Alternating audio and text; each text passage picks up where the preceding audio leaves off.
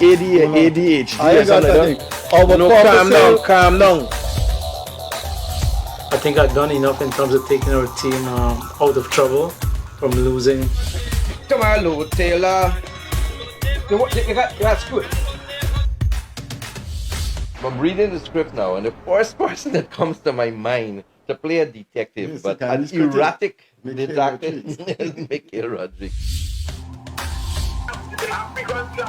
Why an African slap an Indian? Why a man and slap a woman? No. How you deal with that? You deal with that. We must encourage platforms like this because it brings together different people and allows for discussions to take place in our country on a multiplicity of fundamental issues. Gildarie, you apologizing for something you think I did is wrong. I don't want you to do that, and you should not have done that.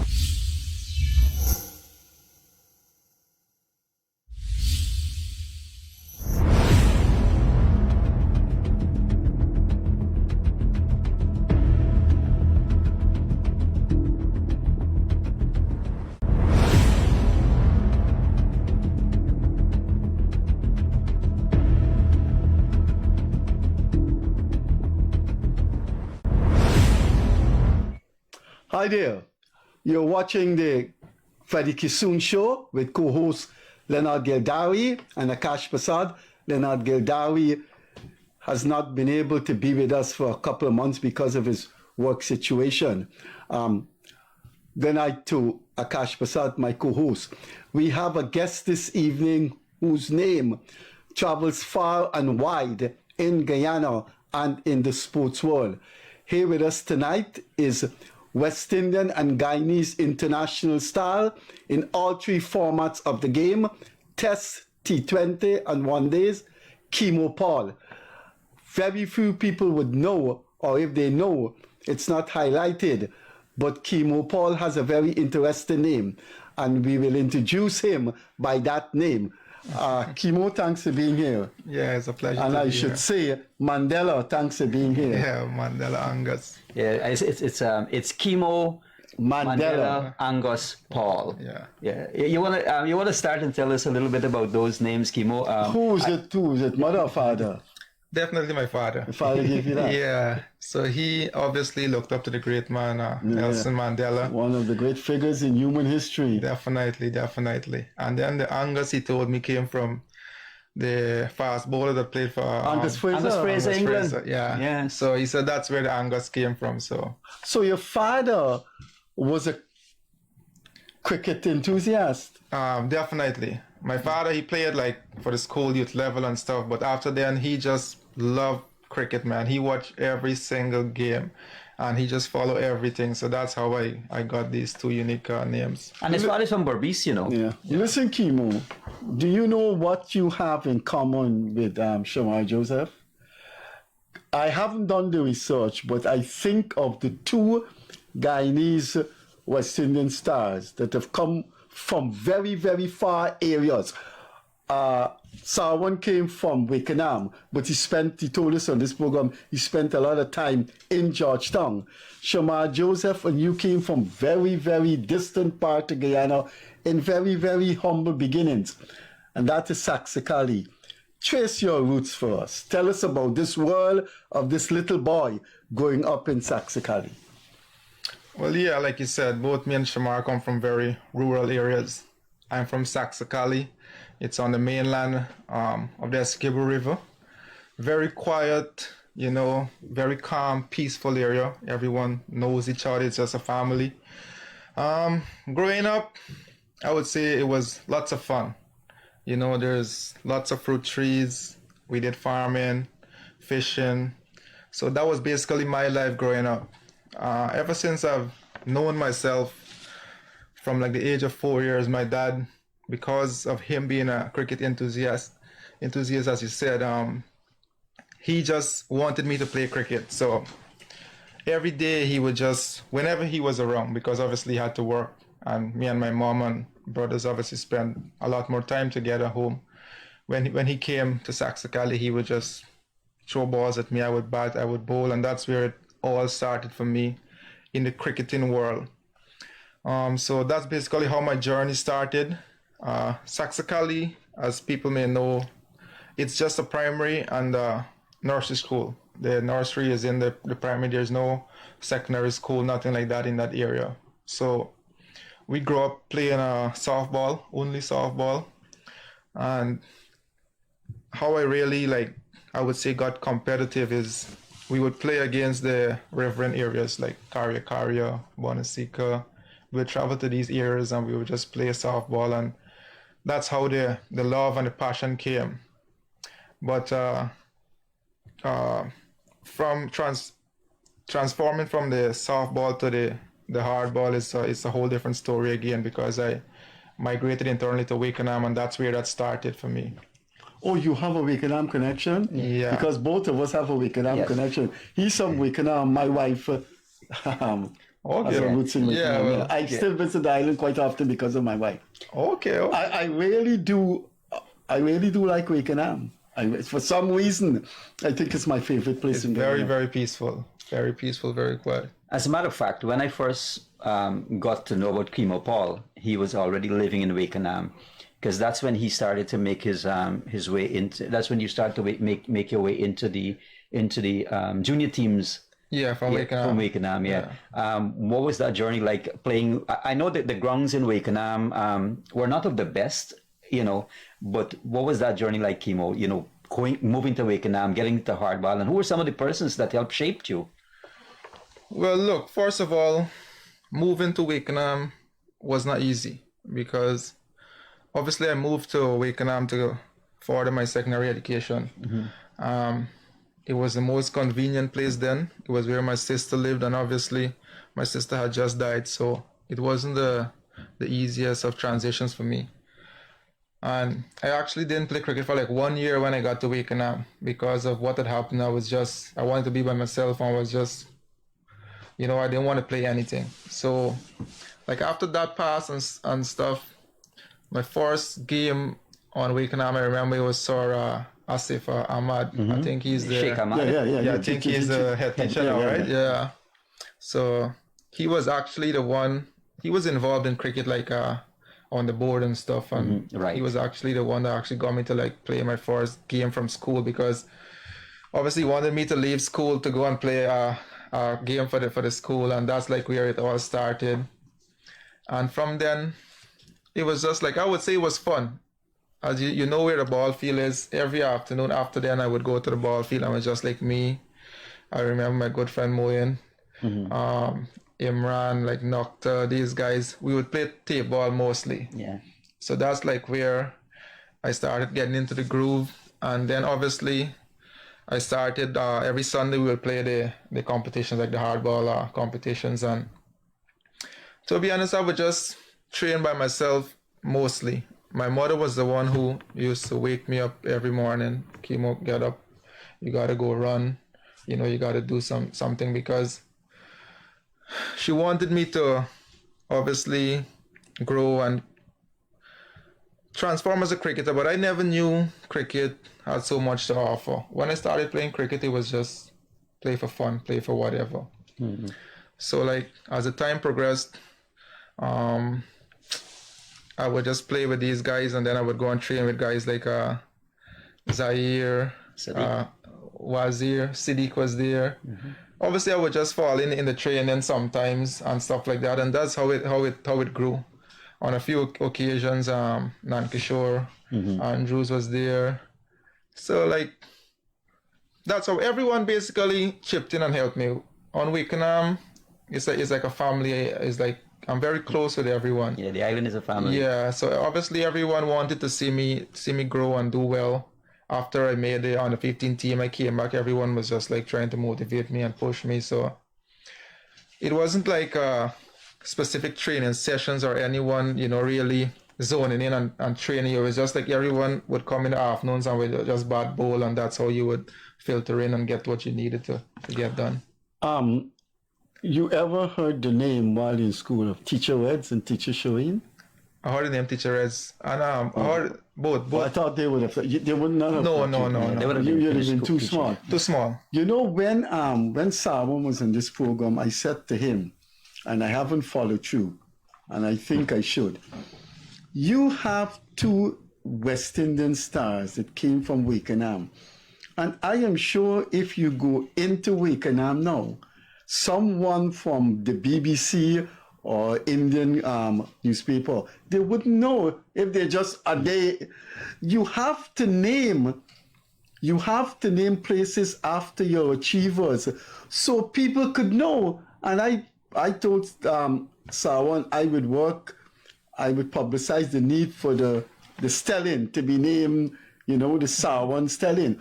But you got places that could be named after you and after Sarwan. These are two boys in a part of Guyana that is not connected to mainland. It's an island. And look what you have achieved.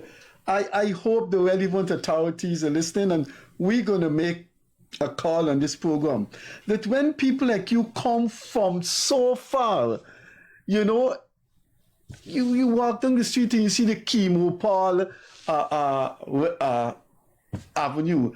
You say, who's this guy? Keemo Paul Drive. Yeah. I mean, Keemo, you have maintained contacts with Saxakali and Wakenham now that you're famous and you've moved on? Definitely, and I don't like to look at myself as being famous, to be honest. Well, when you drive down Cali First Avenue, there's a big billboard with you there, all dressed up in three-piece suit. I mean, you've seen it, of course. Yes, definitely. From the humble beginnings and whatever, and like what my parents have instilled in me, I just like to be as simple as possible, and I try to stay as grounded as possible. But yeah, Saxakali for me is a massive part of me. Our childhood home is still there. My dad, my mom, they love to go to Saxakali. That's where they feel the most relaxed, like there's no stress. And every opportunity I get when I'm in the country, I head to Saxakali because that's my peaceful time. That's when I connect back with all my family, all my cousins, my uncles, everyone, because they're all there. And we are very, very close. We're a closely knit community. We're a closely knit family. Wakenham is the same thing. When I get the chance to go to Wakenham, I do. The last time I went, it wasn't for obviously a good reason, because one of my friends had died. But those two places for me, they have a special place in my heart because they molded me, they shaped me. I have lots of friends in those places. And I would say friends that became family. My teachers, everyone, we are very, very close up to this day. I have great respect for them and yeah. Okay. Keemo, you burst onto the world scene in the Under-19 World Cup. That World Cup and you guys won that World Cup. It was under the captaincy of Shimron Hetmyer. Some of the guys who are playing who've played great cricket and are playing in some of the T20 leagues and so on is in that team. But that tournament seems to have been the pivotal moment in your career. I want to share some moments, and obviously, I'm gonna I am of the opinion that everybody said, "Oh, Keemo, the Mankad story," because that took the world. That catapulted him into controversy. I want to ask him about. Anyway, let's just. Yeah, but in my opinion, I'm going to say this: that in my opinion, in competitive cricket, you have to be thinking on your feet, and if it means winning a game, then I see it's within the rules of the game. You did nothing wrong. So, but tell me about that Under-19 World Cup. No, that Under-19 World Cup was special, man. I mean, we were together for a pretty long time, the group. We played together for a good few months leading up into that tournament. We had camps. We played in the regional tournament. So we created a bond between each other. And I vividly remember, in the last camp before the final squad was selected, I was struggling, man. In the camp, I wasn't getting runs. I wasn't taking wickets. And I was very, very frustrated, and I was down. I was very much down because I was thinking I wouldn't make the final squad. But I remember, the coach Graham West coming to me and speaking to me and telling me, "Man, you're good. You're gonna make it. Just relax and don't try to think too much." And He knew my capabilities and whatnot. And then leading into the tournament, I remember we got to Bangladesh. I mean, everyone was pretty excited, to be honest. That was like my first tour, obviously out of the Caribbean and stuff like that. We got there, we played Bangladesh in a 5-match series, I think, if I remember clearly. And we lost all 5 pretty badly too. Yeah, and I still remember the guys never gave up. We always thought that, we can get better because we believed in each other. We knew what each player brought to the table and what were their capabilities. So heading into the tournament, obviously our first game, we lost to England. It was a good game. I top scored in that game, so that gave me confidence. And also the team, we lost, but we didn't lose badly, so we got confidence from there. Hetty is always a cool, funny character. He's not someone to really take stress or be too tough on the guys. He is tough and he has to be, but he just tries to keep a calm dressing room. And the coaching staff was the same. We had a really good coaching staff. Graham West was the head coach. Corey Collymore was the bowling coach, and I can't remember everyone exactly, but as we progressed into the tournament, obviously that was the only game we lost was against England, I remember. I can't remember exactly who we played after then, but I knew we won because it's been a long time now. Yeah. And then coming down to that game against Zimbabwe. Yeah. Obviously, it was a tight game coming down to the wire. And then The Manka thing. The Manka thing that carried West Indies through to the next thing. Yeah, because if you didn't run out that guy, if we lost the game, we were out of the quarterfinals. Yeah, but it wasn't some planned or anything. but at your age, you knew you could have out him. Yeah. Obviously, we know the rules and whatever. Yeah, so it was actually Gidron Pope who came to me and he said, from 2 hours ago, the guy, he's leaving his crease pretty early. So just look, and instinctively, I just did it, and I mean after then it was. It was a tough time for me. You got some flacking from the world press. Yeah. But that happens in sports. But I'd like to tell our viewers what became of that team. Who emerged and still around? You, Hetmaya? Yeah. So right now it's me, Hetmaya, Carty, who is doing pretty well, Alzari, Joseph. Yeah. Springer. Well, Springs is playing in the regional tournament. He's doing well right now also, and Ryan John is doing really well in regional right now. I mean, the rest of the guys, to be honest, I'm not quite sure. It's a long time. Yeah, Imlak. Yeah. Imlak has carried on for West Indies now. I remember guys like Michael Frew, Shahid Crooks, Khalid Sharan, Emmanuel Strout. Well, Emmanuel was playing for Windward Islands, but I think he's injured for a long time now. But I'm not quite sure what those other guys are doing, but sometimes I receive messages from the guys from Jamaica, and sometimes me and Gidron would message and stuff like that. But who has progressed and played for the West Indies is just a few, unfortunately. I haven't done the research, but in the pantheon of Guyanese players, I don't know if there's anyone similar in your category, because you won Cricket West Indies Emerging Player of the Year and you won Cricket West Indies T20. In our history of cricket, beginning with the golden era of Kanai, have there been anyone who have got those 2 distinctions? Have there any? I mean, it is outstanding. You were Cricket West Indies Emerging Player, and in another year, Cricket West Indies T20 Player of the Year.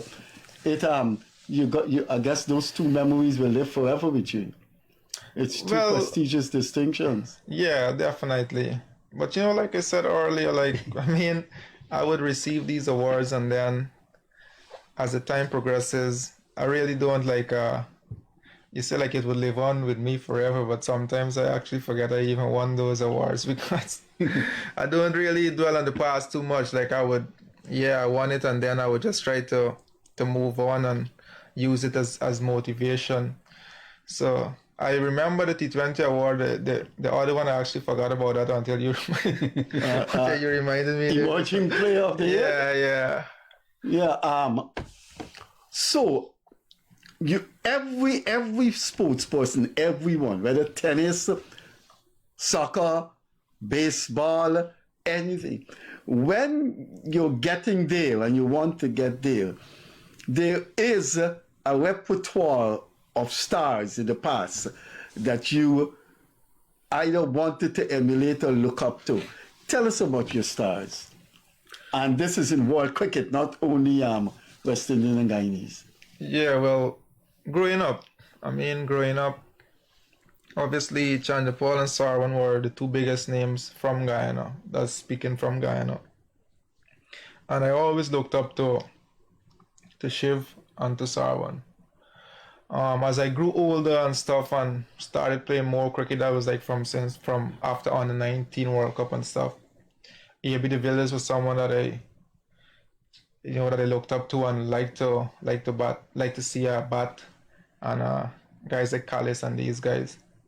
But for me, it will always be Shiv and Sarwan, and something that stood out for me was when Shiv hit the 10 runs from the 2 balls.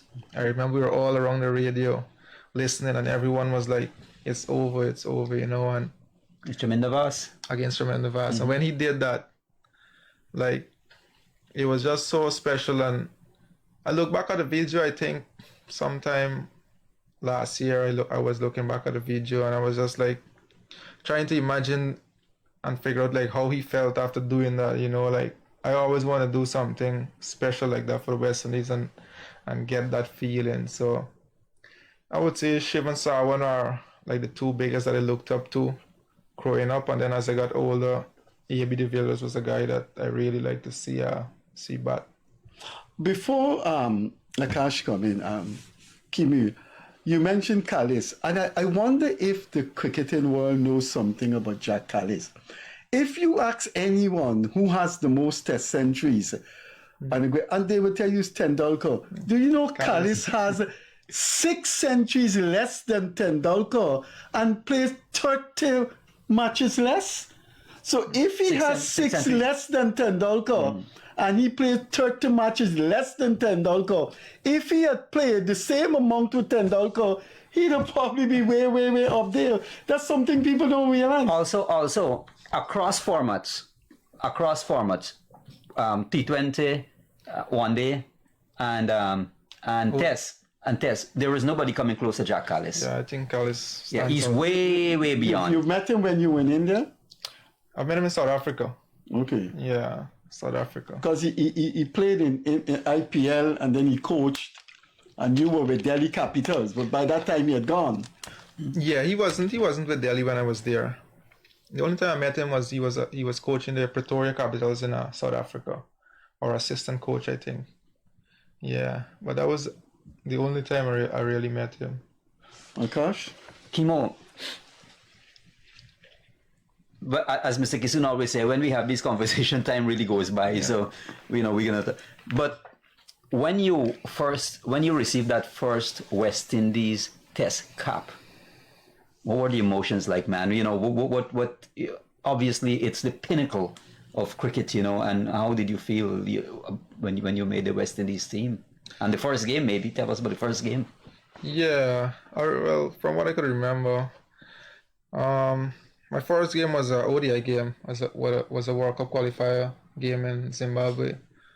But I was playing the A team against the England Lions in Antigua. And I did well in the first game against the Lions.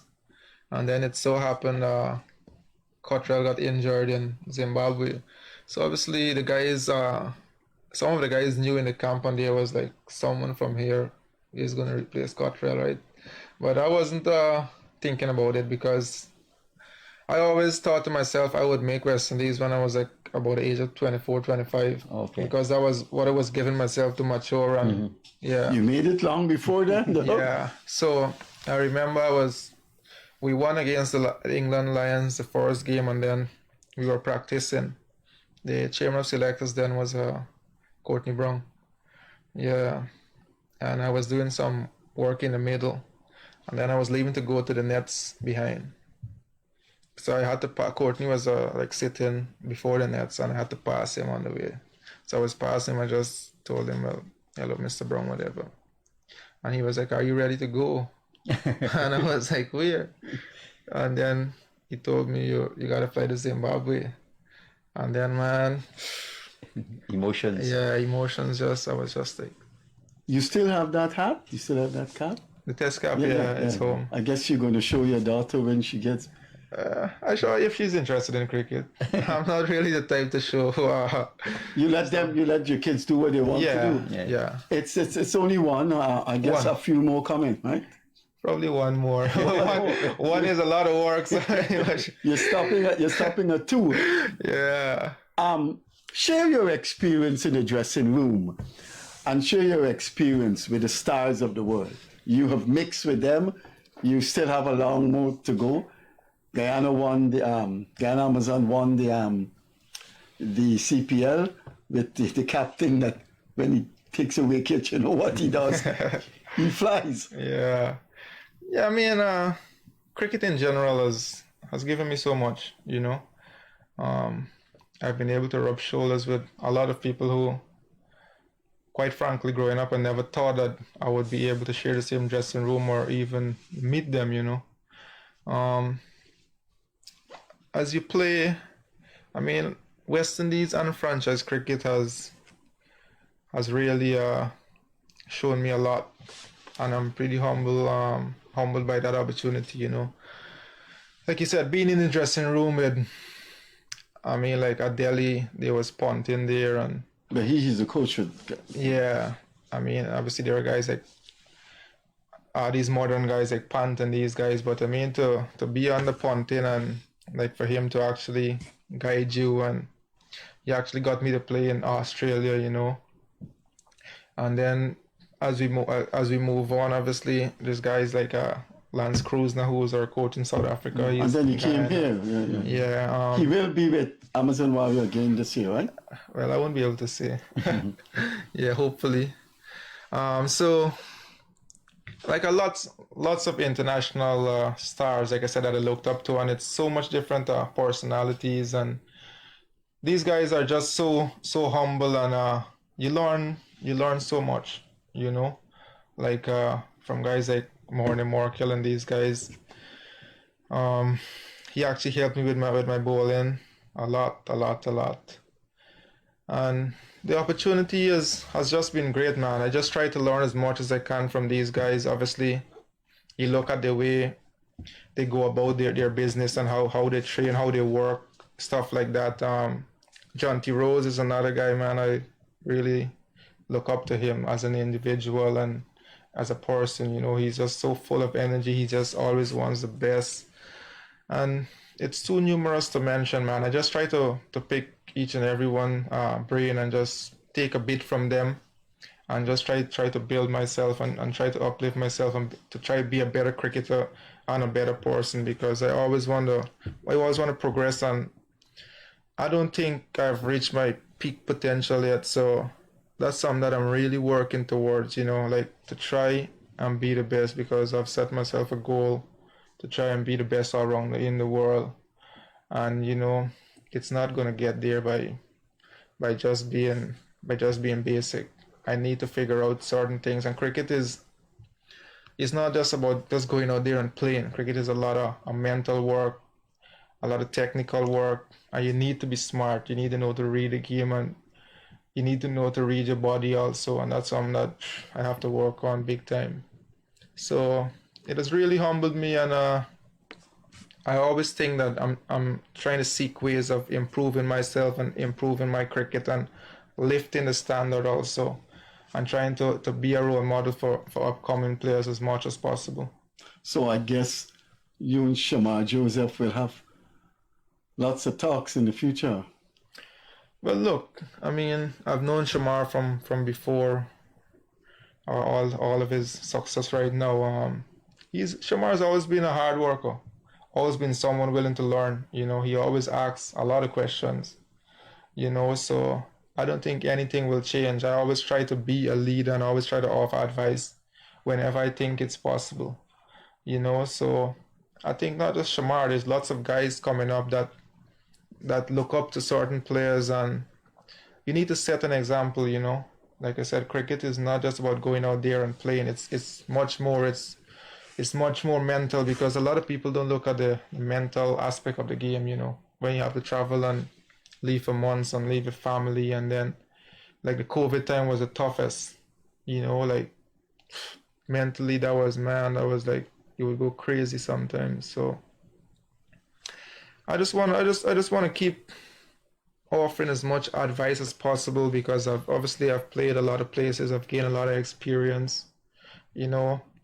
So I just try to share back as much as I can whenever. Akash? Keemo, a conversation that we had some time back, you know, we were talking about training facilities, and you mentioned when you were playing in the Australian League, you were telling me about the training facilities. And when you look at these teams and how good they are, like India and Australia and all these, obviously it has to do a lot with the facilities being provided. You want to share a little bit about that? I think you mentioned that one of the grounds you can actually train underneath the stadium, right? And you walk out from training straight onto the ground. Yeah. Where's that? That's in Hobart. In Hobart. That's, So that's you know, in Tasmania. Tasmania. yeah. What are some of the great facilities that you've seen that you would like, you know, that we as West Indians, I'm not saying that we can get there right away, but perhaps we can have some time that can help with the. Yeah, well, I mean, like I said, I've played all over, obviously, at some top class facilities. I mean, obviously, in the Caribbean, we may not have those kind of resources that they have, you know. But I still think we can do a bit better, you know, because I mean, I would say also, as guys play and, you know, they start getting their finances intact or whatever, you also have to try and build yourself and invest in yourself. But obviously you can't, if you just started playing, you can't create something like a top class facility for you to train at, because you need the land, you need whatever, you need finances to do that. But I still think we can do a bit more with the grounds, you know, and like indoor facilities, stuff like that. And I think also some points that I've picked up from like playing like in Australia especially is nutrition, you know, how these guys fuel their bodies, what they eat and stuff like that, and how they train. Man, it's really it's not by fault that they've won 2 World Cups back to back or whatever, and the caliber of cricket they play, because they invest highly in sports. But I think as time progresses, we will get there, you know. But like I said again, I still think we can do a bit better with the indoor facilities, and probably like get a place where sports not just cricketers, you know, like a proper gym facility, a recovery with a recovery pool and stuff like that, where guys could go and get a good workout in, and then go and do some recovery in the pool. Get a nice bath. Correct. Or go into the massage room and get a massage or something like that, you know. So I just think that in the future, I think we can get there. And these areas are critical for good sportsmen, yeah? Man, recovery is really, really important. I think lots of guys take it for granted, you know. And I did also when I was young. I was always telling myself I'm fit, you know. I don't need to go to the gym. I don't need to go and recover and do my stretches. And I think that's why the injuries are coming so thick and fast now, because I've put my body through so much, you know. Sometimes a guy and I would bowl 10, 12 overs on the trot. Just keep going, and then I would even take a nice bath after the day's play. I would just put my clothes on and head home, you know. But as you grow older, you get much wiser, and as you be around this franchise setup also, you see how much effort they put into recovery after games. You know, you need your game ready, as in to ice certain parts of the body. You need these recovery pumps to get the fluid out of your legs, whatever. They place a lot of emphasis on recovery because they need it to be as fresh as possible for the next game. And I think, like I said, players need to invest in certain stuff that they can afford now for their bodies, and also the boards and whatever need to invest and get some stuff for the players to be ready to go for our next game, because 4-day cricket is not easy, you know. I don't think one physio would cut it. You know, sometimes teams travel without a trainer, with one physio. I mean, you need a trainer to keep guys in the gym. I mean, some guys will go up their own, but what they may be doing may not be the right thing. They may not be focusing on the right part of the body or whatever. So you need certified and qualified you need trainers. qualified people, you know. You need qualified people. You need a trainer there. You need physios. You need recovery pumps. You need game ready.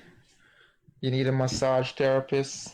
You know, you need an analyst, because cricket, you need to analyze. Every team has an analyst now. It's not just going out there and playing, because if Akash is a player and I don't know Akash's strengths, I don't know Akash's weaknesses, then how can I exploit it? And that's where the analyst comes in. He And- sits yeah. with each one of you and say, look, Yeah. when it comes to spin bowler, he said, look, this is how we operate. But in cricket, in modern cricket, and this is now personal to you, Yeah. in modern cricket, there are two extra burdens in the team: an all-rounder and a wicket-keeper bat. Remember, that guy has to keep wicket, and then he has to bat. Yeah. And then the all-rounder, and you listed as an West Indian all-rounder. So you have to bowl, and you're expected to bowl, you're expected to take wickets, and you're expected to bat. You want to continue with your all-rounder status, or don't you think that's a real burdensome some imposition? A all-rounder Look, it's is a batsman and a bowler. it's tough. On all-rounder's job, a fast bowling all-rounder especially, is not Well, easy. why didn't the spin bowler? Yeah, the spin bowler it's tough, but it's not going to be tough as a fast bowling all-rounder. And obviously, if you're someone who prides yourself on fielding also, you need to tie all three of those together in one practice session, you know. You need to go do your bowling, do your batting, then do your fielding. And if you want to improve, the intensity that you're going to do it at is going to be a high intensity. It's not just going to be haphazard and lackadaisical. So, I mean, like I said, I want to be the best all-round in the world. So for now, I will continue with it. But, I mean, at times I have thought about, boy, this is getting too hard, you know? Like the injuries are coming.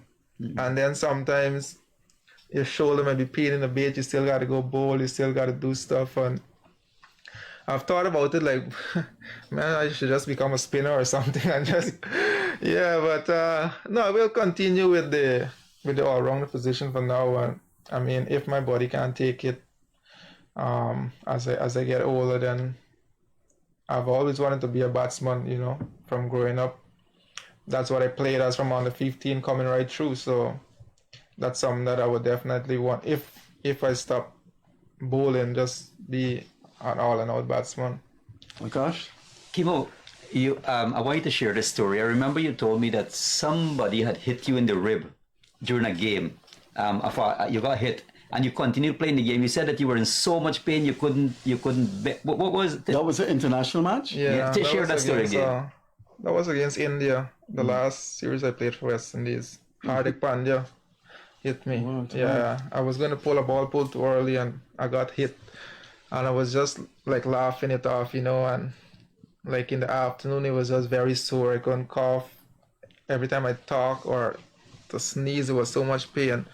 So I think we did I don't think we did a scan. We just did a ultrasound, I think, but it didn't show any fracture or anything. So I just kept training. Obviously, it was this side, my bowling side. So I just kept training, whatever. I wasn't telling anyone the kind of pain I was in because I wanted to play. But I remember it was the T20 series against India.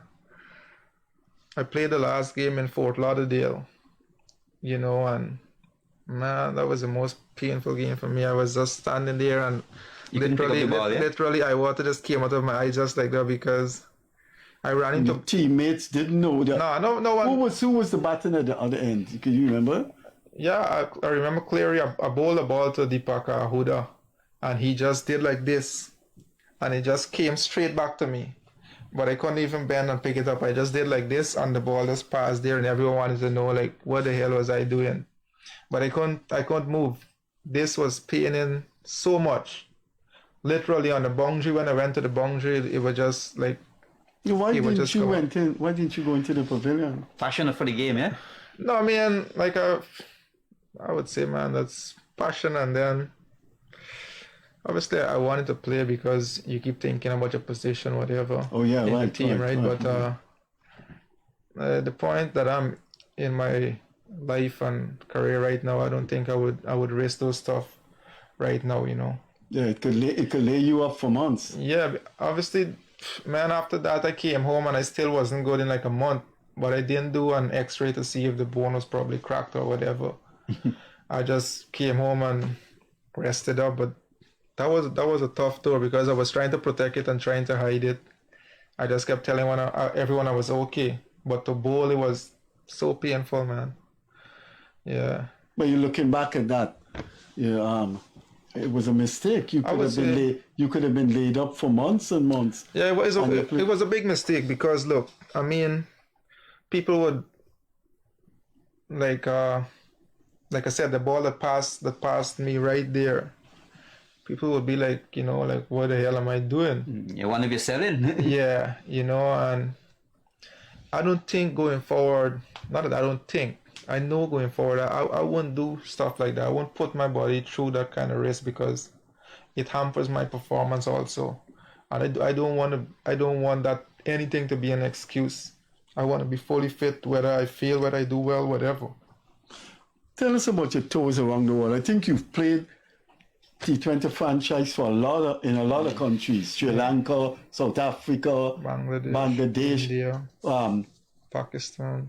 All of T20 in all of those places. I hope you're investing your money carefully because sportsmen, they have a limit. Yeah. It's only Jimmy Anderson still bowling at 4-1, and Chris Gale played at 38 or 39. But what's next? What's next? I know you're a fixture in CPL. Nobody would think. No team would think of not picking you. The all-rounder in T20 is very important. You could contribute with the ball and the bat. Yeah, it's an all-rounder game, in fact. It's an all-rounder game, yeah. But with the impact player rule now, it's gotten much tougher on all-rounders, you know, because you can either select just a specialist bowler as an impact player or a specialist batsman. That was the initial criticism. Yeah. But that is only for India. Caribbean is bringing impact player system in? I have no idea, but I don't know if Australia has it as yet, but I know for sure India has it. Yeah, they introduced it last year. Mm-hmm. Yeah. India and I think Pakistan League has it also. Yeah, it was done in Australia too. Yeah. But no, like I mean, as you said, I've played lots of leagues around the world. I gained a lot of experience, and these leagues teach you a lot. You know, like I said, it teaches you a lot about the game, and it's also really good to see these different countries. And sometimes I just gotta thank God for giving me that opportunity to be able to see all these places and stuff like that. And you know, as you said, touching on the financial aspect, I try to tell these guys, you know, our career is just a short period. Mm-hmm. So you need to focus and be smart with your finances. Someone is doing well. Yeah, very, very well. So it's about being really smart. I think Gail has business in Jamaica. Well, I'm not quite sure about those guys, to be honest. I know about SARS, and I'm not sure about like Chris and these other guys. Yeah. I think he has a restaurant. Yeah. Yeah, I knew he had a restaurant, but I'm not sure if it's still open or closed. No, I'm not sure. Okay. Yeah. Keemo, we may want to call this the icing on the cake, but when when the team won the CPL title, the joy, and I remember the one image that's in my head all the time is you taking that medal and biting it and giving it to little baby to, the joy was so evident. You want to tell us about that tournament, or which you had, obviously, you were injured, and then you came out you decided you're going to still play. Tell us about that tournament, man. No, the CPL is always different for me and for the entire Caribbean and everyone who's a part of the Guyana Amazon Warriors. The CPL, the vibes, the energy, the passion, everything is just different. You look forward to the CPL months in advance, So, going into that tournament, obviously, Lance was our coach, Lance Cruznan. We had Jono there, so we had experience, and there's guys like Griff and Hercules and these guys, our trainer Jamar. Our support group, Jason, our physio, our support group is fantastic. In any environment, you need the players to be calm. You need it to be fun. You need to be relaxed for players to perform to the best of their abilities. And that is what that support group brought. It was just fun always. We knew when to be serious, when to kick down. But off the field, it was just a bunch of little kids, man. So I think that was something that really motivated us. We never went into any game feeling pressured. Okay. We always went in like we would get it done. The before speeches in the dressing room that guys would give and stuff would just motivate you, hype you up to get out there and to be the best. So winning that tournament, man, that was special. It was like a weight lifted off his shoulder for so many years. I wouldn't say for us, I would say for the people of Guyana.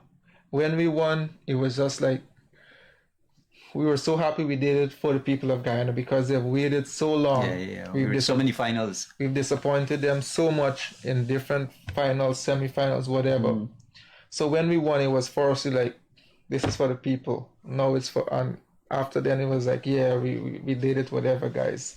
And it was just, man, tremendous. Like we went back to the hotel, to the team room, and Emi gave his speech, our owner. It was just emotional. It was just, like emotions were just flowing, and it was a really, really happy time, man. Like, it was so joyous, You played cricket as a colleague, international, with two men whose celebratory antics are very, very unique.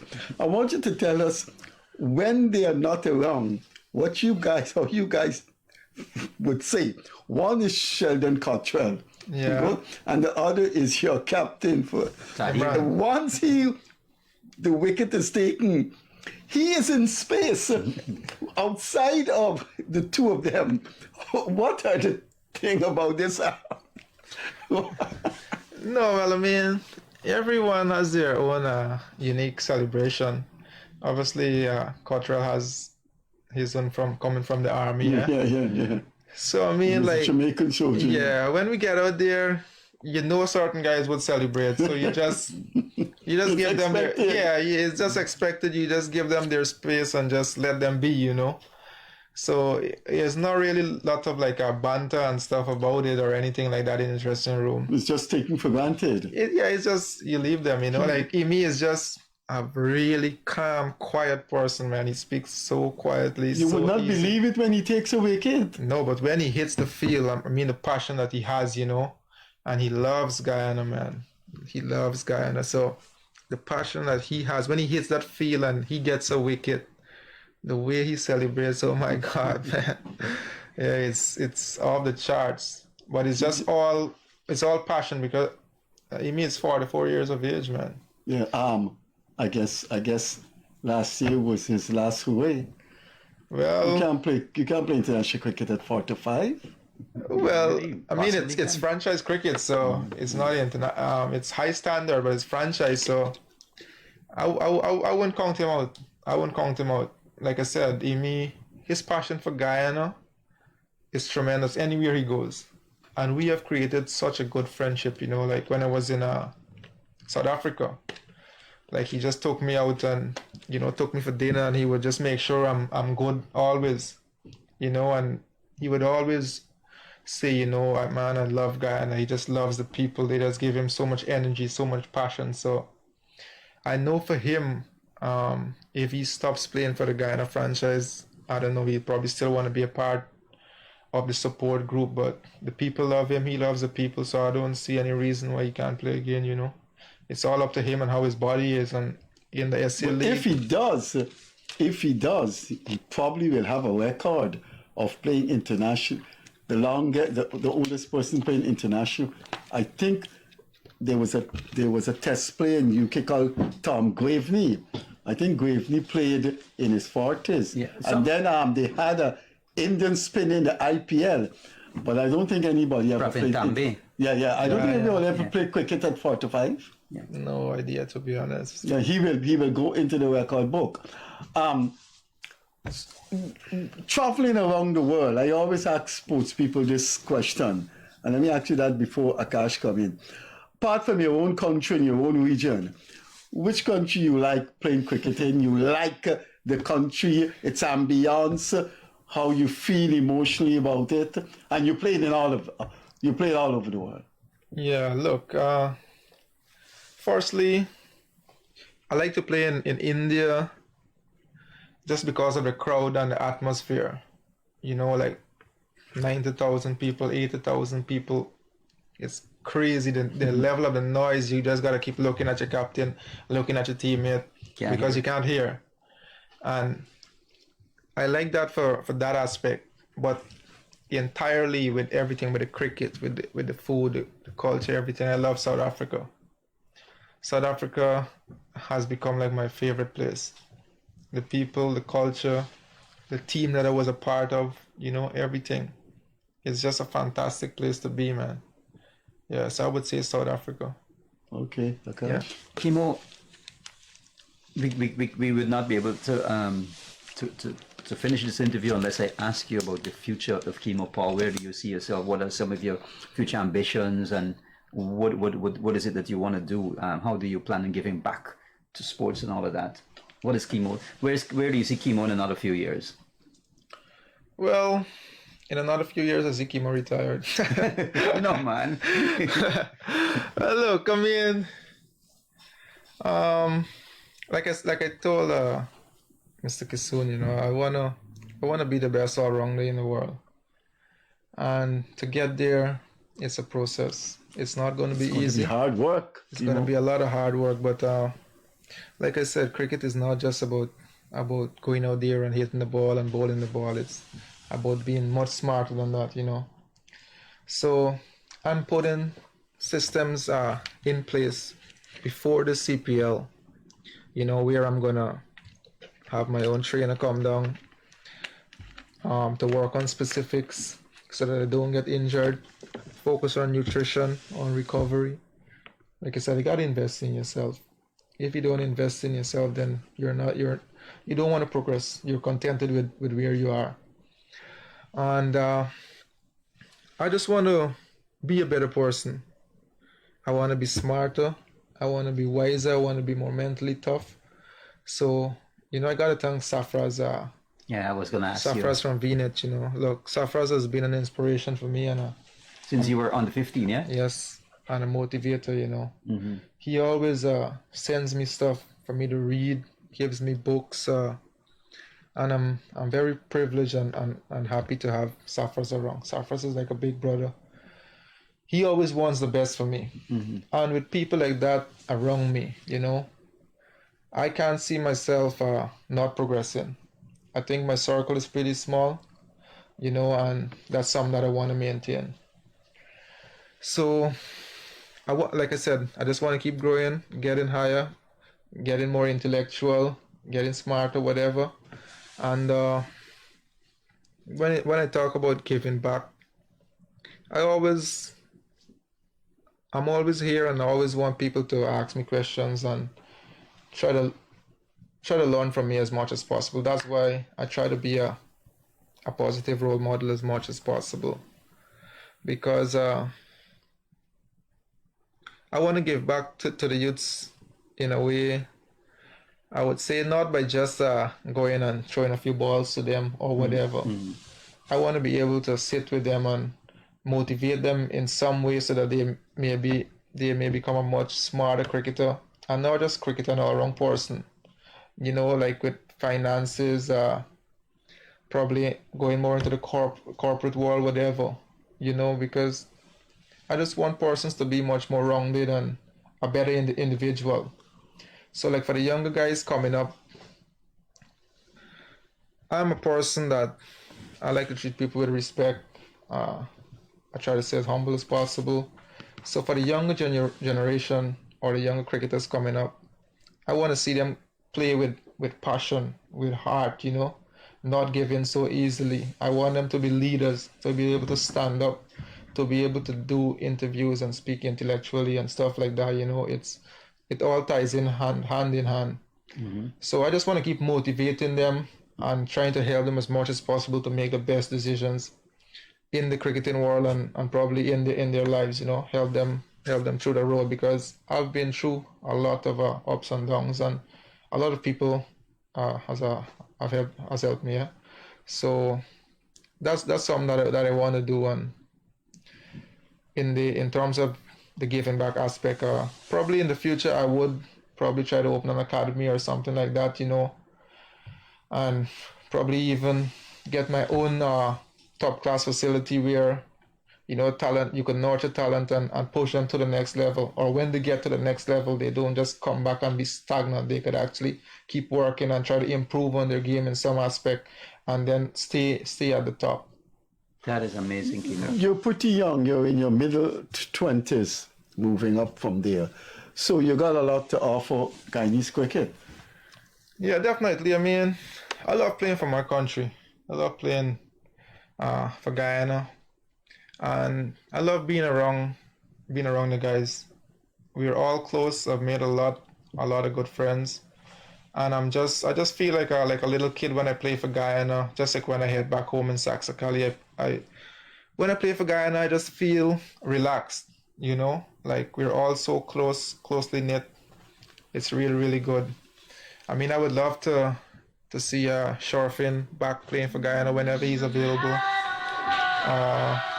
Hetmaya, Shepard, you know, I would love for all of us to play for Guyana. So hopefully, and obviously I'm not playing in the 4 days currently, so hopefully in another tournament whenever Guyana plays, we can all be there representing Guyana and trying to win a title for Guyana again. Yeah. When sports people are in front of the camera, it's always sports. We don't know when you will do this again. So let's shift the focus 180 degrees. Tell us about Mistress Paul, how you met her and where she's from. A little baby too.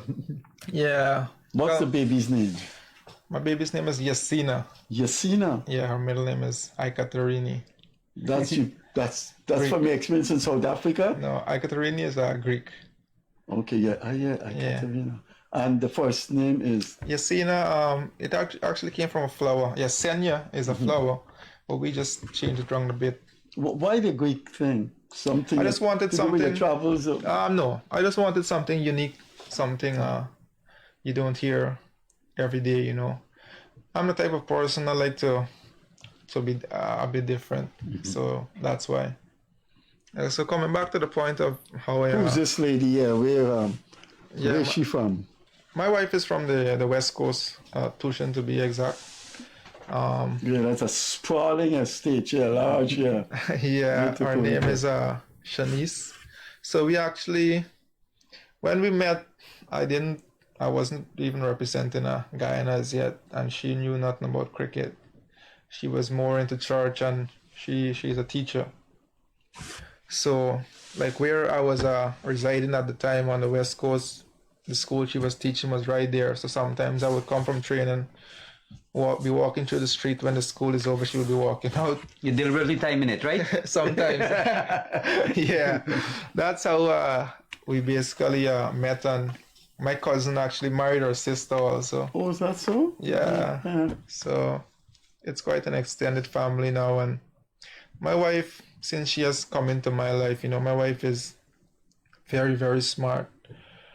if you think I like to read, my wife loves to read and loves to educate herself. So she They say basically, behind every successful man is a woman. definitely. So she's always someone to give me advice and try to get me to open up more. I'm not a person that likes to open up and likes to speak a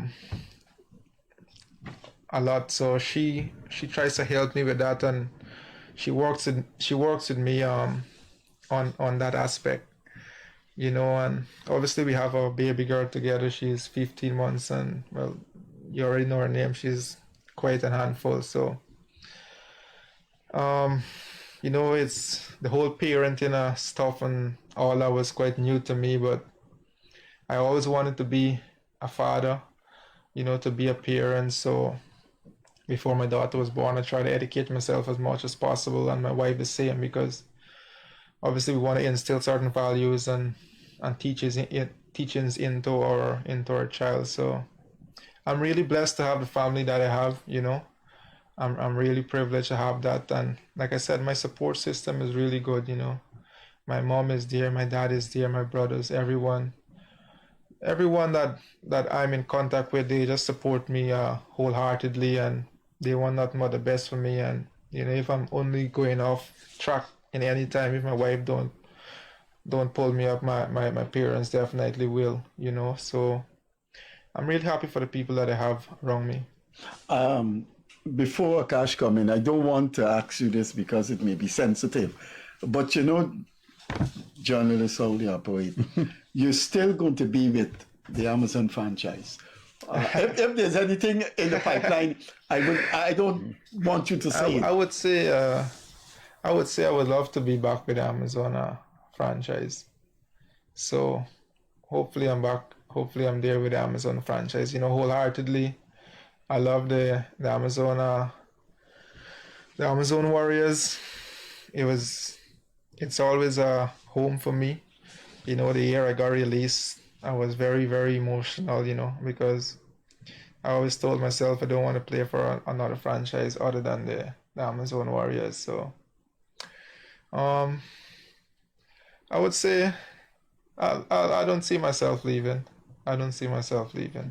I don't think Guyanese would not see you in the CPL. I mean, you're a big 3-format cricketer for the West Indies. I don't think we would see the Amazon Warriors in operation without you. I don't think that's possible. Anything is possible, but I doubt that. Yeah. So we'll see you on the field. Our operator says time to go. Akash, and then we'll ask you to... Keemo, look, this program is open to you at any time. We would love to have you back again. We want to hope it's our best wishes, and I'm sure of all the thousands and thousands of viewers who's watching this program, that you do well in cricket, that you win many more titles, and every time you win a title, we hope to have you here in this program. This program is always open to you. We will reach out to you again. It was really amazing. We'd like you to do a call-in. Let people ask you about the world of cricket. There may be thousands out there. No problem. We can do it in the near future. We usually do our call-in programs on Friday evenings. Okay. And Mr. Kissoon, if you don't know, Keemo Paul is my neighbor. I'm taking a little hype up here, right, for myself. Yeah. So we will come over together. You're not gonna worry. Yeah. But Keemo, man, your career is such an amazing one, and your life story, which you haven't really begun to touch yet, is even more. Yeah. You know, Keemo says that when people hear his story, they burst into tears. It's so emotional at times, but let's hope that one day we can document your story, and that story will be in many ways inspirational to people, and you can help change lives, bro. So Easter Monday's coming up. Where are you going to be, in Saxakali or Wakenham? Most likely Saxakali. You know, the match weekend, the entire family went up to Saxakali for the week. You know, and that's how we like to live. We just like the peace and the quiet, and surrounded by family. I like to see everyone together. All of my family, I like to see them together. So yeah. I like to ask this: if you're doing our day trip one day, Mr. Kissoon, would you go to Saxacali? Yeah, Okay. sure. Yeah, but Yeah. go with my father's boat, not mine, because you won't be able to sit there. I drive myself on a. Yeah, we'll go. We'll go with I Mr. like to Paul. get a lot of speed on the water top, yeah. So. Mr. Kissoon is a daredevil, you know. He is a daredevil. Me? But yeah, I've done it. let me just say thank you guys for having me on the show. You know, it's been a privilege. Obviously, I know Akash very well, you know, and it was just really good to come here and share some insight and answer the questions, whatever. Obviously, there's a whole I'm sure a lot of ocean below that I questions. haven't delved into, but there's always another time. Yeah. So I'd like the next time you come, I'd like us to arrange some videos so we could see you in action. It is always a pleasure talking to a Guyanese icon. Thanks. thank you, man. Privilege you, to be thanks here. so much. Yeah, Akash, thank Good. you. Thanks for being with us. Our guest this evening is West Indian and Guyanese cricket star in all three formats, Keemo Paul. And you will see him in action, I think, in August and September with the CPL coming up. On behalf of Akash, we'd like to wish Keemo Paul the very, very best tomorrow, next week, next year, and in the future. Catch you later. Bye-bye.